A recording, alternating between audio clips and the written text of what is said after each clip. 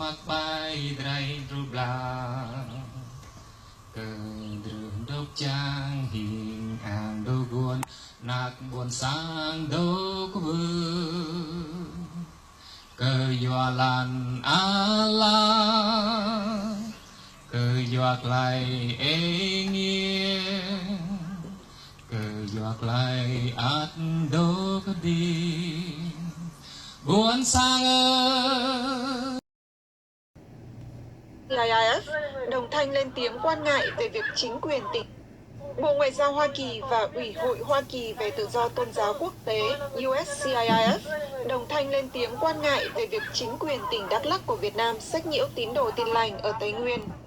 Người phát ngôn Bộ Ngoại giao Mỹ Ned Price hôm 27 tháng 7 bày tỏ quan ngại về việc chính quyền Việt Nam ở khu vực Tây Nguyên gần đây đã phối hợp tiến hành các cuộc đột kích nhằm vào các hội thánh tư gia, bắt giữ gần 20 tín đồ Tin lành là người dân tộc thiểu số.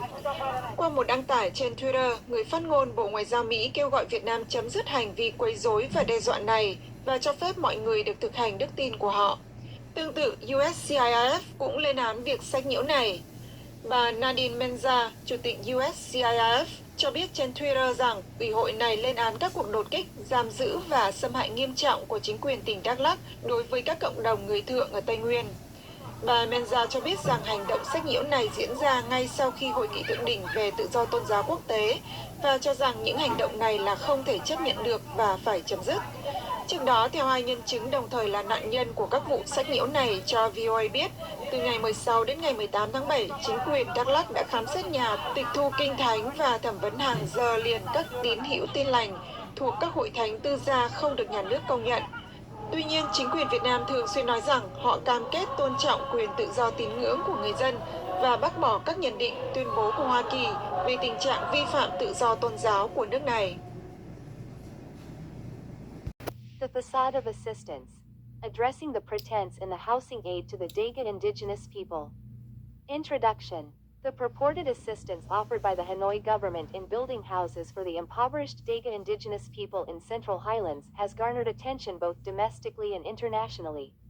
However, the accuracy of this claim is a matter of controversy and must be scrutinized under a critical lens. This essay contends that the aid offered by the Hanoi government is not only insufficient but also serves as a deceptive instrument, masking underlying injustices and subverting the true needs of the Daga people.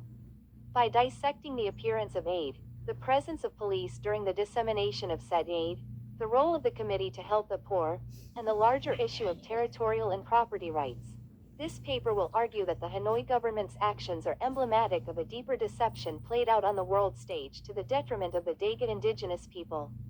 The contradiction of police presence. Initially, the notion that government assistance necessitates an overt police presence during the allocation of housing raises immediate suspicion. The role of a police force typically aligns with maintaining law and order, not charitable work. The deployment of officers clad in police uniforms to oversee an ostensibly benevolent act inherently undermines the authenticity of the aid. In true humanitarian operations, the providers are usually civil servants or employees of charitable organizations, not officers tasked with enforcement and control. Furthermore, the documentation and dissemination of these events on the internet, featuring the police as protagonists in the narrative of assistance, perpetuates a disingenuous image. One must question the need for such dramatization if the help were genuine. It is reasonable to deduce that this act is orchestrated for publicity, seeking to portray the Hanoi government in a benevolent light, thus deceiving not just the Daga people but also the international community about the humanitarian conditions in the Central Highlands. The questionable role of the Committee to Help the Poor. The Hanoi government's Committee to Help the Poor is positioned as the face of compassionate intervention. However, the committee's composition and methods invite skepticism. A government initiative aiming to assist individuals in need would anticipate an organizational structure populated by experts in social work, development, and maybe representatives from the communities being assisted, not by police or political figures with little to no background in social aid. Such a misalignment suggests a stark deviation from an authentic assistance program. When agents of the state masquerade as benevolent helpers while simultaneously wielding the power to oppress, the foundation of the aid itself becomes questionable. The committee's overt affiliation with the state apparatus instead of independent social entities insinuates that the so-called help may merely be a tool for state propaganda and control. Territorial and property rights. Central to the critique of this alleged assistance is the prevailing dispossession of the Daga indigenous people's land. The Hanoi government has been accused of taking over the territories and properties traditionally owned and occupied by the Daga, without offering an adequate resolution to this core issue. Offering houses while seizing land presents a paradox that cannot be unobserved. For generations, the Daga have developed a spiritual connection to their ancestral lands, forming the basis of their cultural identity and way of life. The usurpation of this land by the state sanctions not only material loss but also signifies the erosion of their cultural fabric. By failing to address the endemic land rights issue and instead focusing on a superficial housing initiative, the Hanoi government exposes its lack of commitment to genuinely uplifting the Daga people. A true effort to aid the indigenous people cannot ignore such fundamental transgressions as the usurpation of land rights. The illusion of assistance. The portrayals of government aid thus far analyzed reflect a broader problem of the illusion of assistance. Such a strategy is not unique to Vietnam and has been utilized by various states looking to sanitize their international image, irrespective of their domestic policies and practices.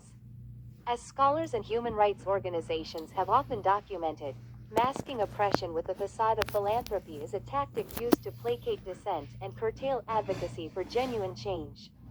Conclusion.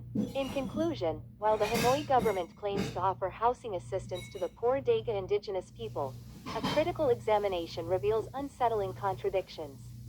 The conspicuous inclusion of the police in what should be a humanitarian campaign, the questionable composition of the committee to help the poor, and, most crucially, the flagrant disregard for the land rights of the Daga people, all coalesce to form a picture of deceit. This strategy not only undermines the struggles of the Daga people but also dupes the global community, which may perceive such actions as legitimate aid. It is imperative to acknowledge and dismantle this facade of assistance, advocating for tangible solutions that truly address the needs and rights of the Daga indigenous people. Their plight is not just a regional or national concern, but an international call for justice and transparency, to which the world must earnestly respond.